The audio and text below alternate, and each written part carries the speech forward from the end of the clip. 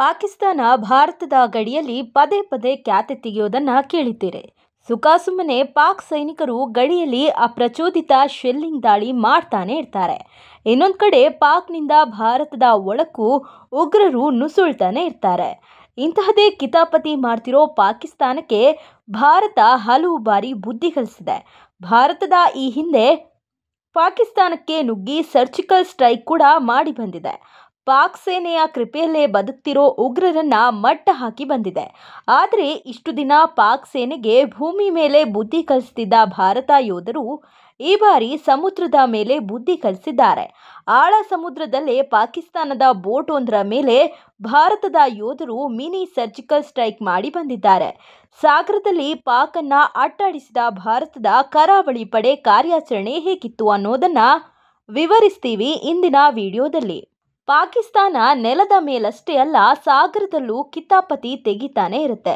ಸಮುದ್ರದಲ್ಲಿ ತಮ್ಮದಲ್ಲದ ವ್ಯಾಪ್ತಿಗೆ ನುಗ್ಗೋದನ್ನ ರೂಢಿಸಿಕೊಂಡಿದೆ. ಈಗ ಗುಜರಾತ್ ಬಳಿ ಅರಬ್ಬಿ ಸಮುದ್ರದಲ್ಲಿ ಭಾರತೀಯ ಕೋಸ್ಟ್ ಗಾರ್ಡ್ ಕೈನಲ್ಲಿ ಪೆಟ್ಟು ತಿಂದು ವಾಪಸ್ಸಾಗಿದೆ.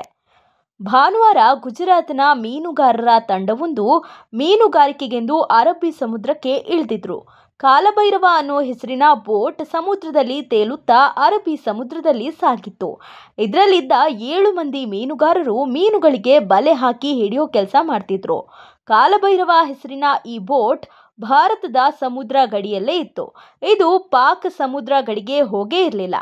ಆದರೆ ಅಷ್ಟರಲ್ಲಿ ಪಾಕಿಸ್ತಾನದ ಕೋಸ್ಟ್ ಗಾರ್ಡ್ ಪಡೆ ಭಾರತದ ಸಮುದ್ರ ಪ್ರದೇಶಕ್ಕೆ ನುಗ್ಗಿ ಬಂದಿದೆ. ಪಾಕಿಸ್ತಾನ ಮ್ಯಾರಿಟೈಮ್ ಸೆಕ್ಯೂರಿಟಿ ಏಜೆನ್ಸಿಯ ನಸ್ರತ್ ಹೆಸರಿನ ಬೋಟ್ ಭಾರತದ ಮೀನುಗಾರರಿದ್ದ ಬೋಟ್ ಬಳಿ ಬಂದಿದೆ. ಕೂಡಲೇ ಪಾಕ್ ಕೋಸ್ಟ್ ಗಾರ್ಡ್ಸ್ ಭಾರತದ ಮೀನುಗಾರರನ್ನ ಹೆದರಿಸಿದ್ದಾರೆ. ನೀವು ಪಾಕಿಸ್ತಾನದ ಸಮುದ್ರ ಪ್ರದೇಶಕ್ಕೆ ಬಂದಿದ್ದೀರಿ, ಹೀಗಾಗಿ ನಿಮ್ಮನ್ನ ಅರೆಸ್ಟ್ ಮಾಡ್ತೀವಿ ಅಂತ ಹೆದರಿಸಿದ್ದಾರೆ. ಅಷ್ಟೇ ಅಲ್ಲ, ಮೀನುಗಾರರ ಕಾಲಭೈರವ ದೋಣಿಯನ್ನ ಪಾಕ್ ಕರಾವಳಿಯ ಪಡೆಯ ಸಿಬ್ಬಂದಿ ಧ್ವಂಸ ಮಾಡಿಬಿಟ್ಟಿದ್ದಾರೆ. ಕಾಲಭೈರವ ದೋಣಿ ಈ ವೇಳೆ ಮುಳುಗಿ ಹೋಗಿದೆ. ಭಾರತದ ಮೀನುಗಾರರನ್ನ ಬಂಧಿಸಿದ ಪಾಕಿಸ್ತಾನ ಕೋಸ್ಟ್ ಗಾರ್ಡ್ ತನ್ನ ದೇಶದತ್ತ ಹೊರಟಿದ್ರು. ಯಾವಾಗ ಭಾರತದ ದೋಣಿ ಮುಳುಗಿ ಹೋಯ್ತೋ ಅದೇ ಹೊತ್ತಲ್ಲಿ ಭಾರತದ ಕೋಸ್ಟಲ್ ಗಾರ್ಡ್ಸ್ಗೂ ಸಂದೇಶ ಕೂಡಲೇ ಸಿಕ್ಕಿದೆ. ಭಾರತದ ಮೀನುಗಾರರು ಸಮುದ್ರದಾಳದಲ್ಲಿ ಕಷ್ಟಕ್ಕೀಡಾಗಿದ್ದಾರೆ ಅನ್ನೋದು ಇಂಡಿಯನ್ ಕೋಸ್ಟ್ ಗಾರ್ಡ್ಸ್ಗೆ ಗೊತ್ತಾಯಿತು. ತನ್ನ ಮೀನುಗಾರರು ಸಂಕಷ್ಟದಲ್ಲಿದ್ದಾರೆ ಅಂತ ಗೊತ್ತಾದ ತಕ್ಷಣ ಇಂಡಿಯನ್ ಕೋಸ್ಟ್ ಗಾರ್ಡ್ ಕೂಡ ಆ ಪ್ರದೇಶದತ್ತ ಹೋದ್ರು. ಐಸಿಜಿ ಬರ್ತಿರೋದನ್ನ ನೋಡಿದ PMSA ಬೋಟ್ ಪಾಕಿಸ್ತಾನದತ್ತ ವೇಗವಾಗಿ ಹೋಗಲು ಮುಂದಾಯಿತು. ಇದೇ ವೇಳೆ ಒಂದು ಮಿನಿ ಆಪರೇಷನ್ ಕೂಡ ಸಮುದ್ರದಲ್ಲಿ ನಡೆದು ಹೋಯಿತು.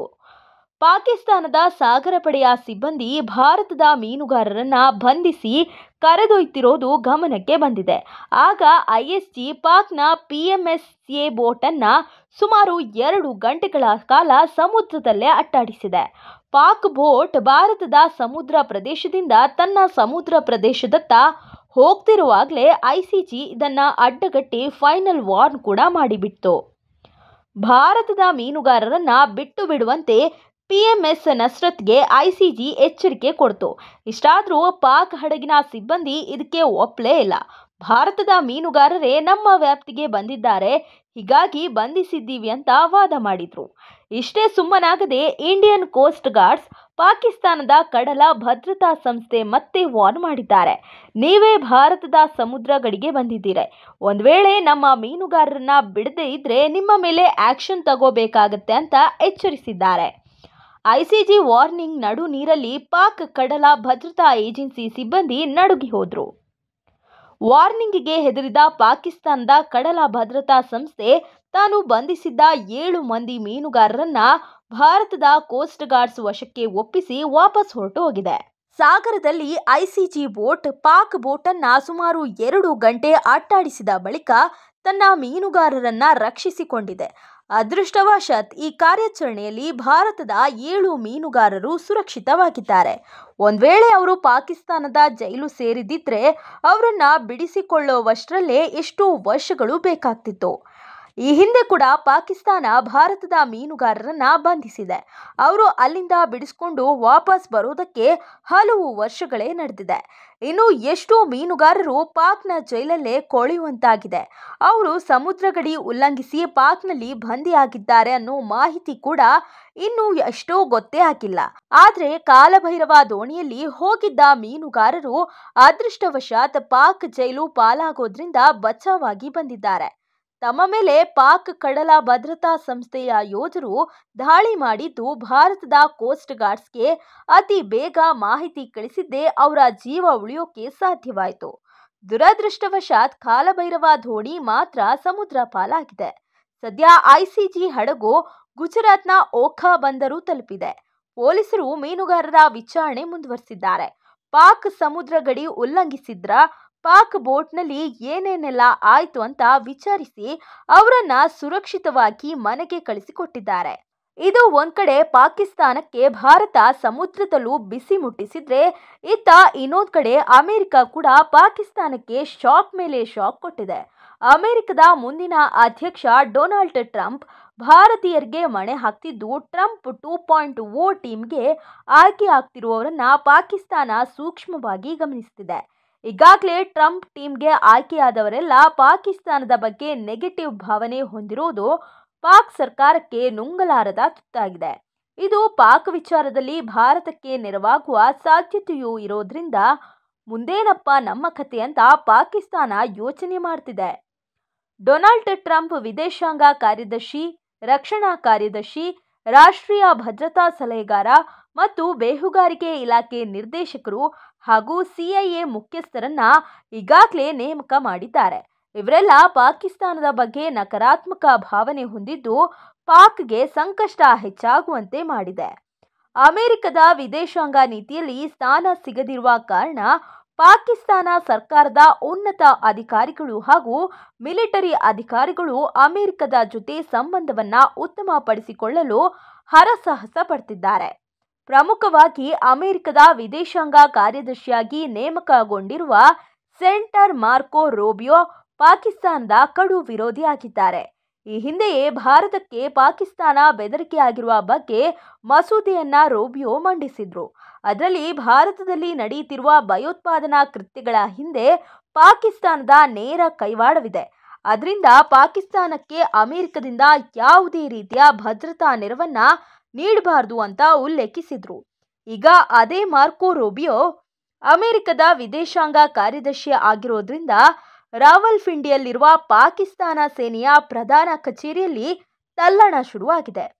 ಕೆಲವೇ ದಿನಗಳಲ್ಲಿ ಪಾಕಿಸ್ತಾನ ಎಲ್ಲ ಕುತಂತ್ರಗಳಿಗೆ ಬ್ರೇಕ್ ಬೀಳುವ ಸಾಧ್ಯತೆ ಇದೆ.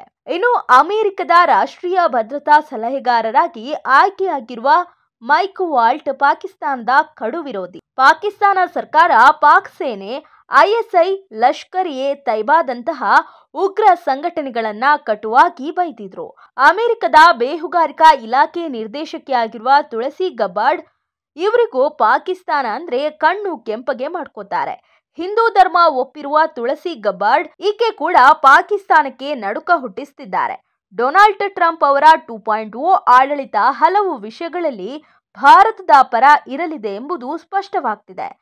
ಭಾರತದ ಪರವಾಗಿರುವವರನ್ನ ಆಯಾ ಕಟ್ಟಿನ ಜಾಗಗಳಿಗೆ ನೇಮಿಸುವ ಮೂಲಕ ಭಾರತಕ್ಕೆ ಹೆಚ್ಚಿನ ಆದ್ಯತೆಯನ್ನ ಟ್ರಂಪ್ ನೀಡ್ತಿದ್ದಾರೆ. ಇವೆಲ್ಲದರ ನಡುವೆ ಪಾಕಿಸ್ತಾನ ಈಗ ಭಾರತದ ಮುಂದೆ ಬಾಲ ಬಿಚ್ಚೋಂಗೆ ಇಲ್ಲ.